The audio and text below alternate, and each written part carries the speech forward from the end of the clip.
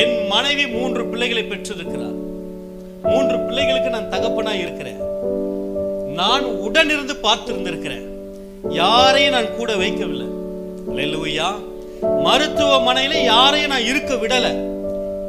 என் மனைவிக்கு என் பிள்ளைக்கு பிரசவிக்கும் பொழுது நான் தான் இருப்பேன். மருத்துவமனையில நான் தான் இருப்பேன்.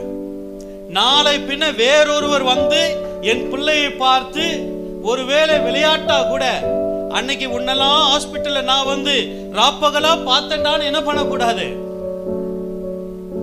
என் பிள்ளையினுடைய சந்தோஷம், என் பிள்ளையினுடைய ஆசீர்வாதம் அத்தனையும் எனக்கு சொந்தமானால், என் பிள்ளைக்காக என் மனைவிக்காக நான் எல்லாவற்றையும் இழப்பதற்கு நான் தயாராக இருக்கிறேன். அல்லேலூயா. உண்மை, இது நான் சொல்றது உண்மை. என்னுடைய மாமியார் வந்தாங்க, அம்மா வந்தாங்க, நாங்க நைட்டு தங்குறோம், நீங்க போய் என்ன பண்ணுங்க, ரெஸ்ட் எடுங்க. வேணாம் வேணாம், நான் தான் இருப்பேன். என் பிள்ளைக்கு நான் தான் இருப்பேன். நீங்க எல்லாம் போங்க, வேணும்னா காலையில வாங்க.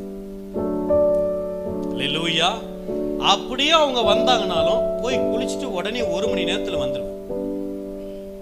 அல்லேலூயா. இது ஒரு குழந்தைக்கு மட்டும் இல்ல, 3 குழந்தைக்கும். யாருக்கும் நான் என்ன பண்ணல.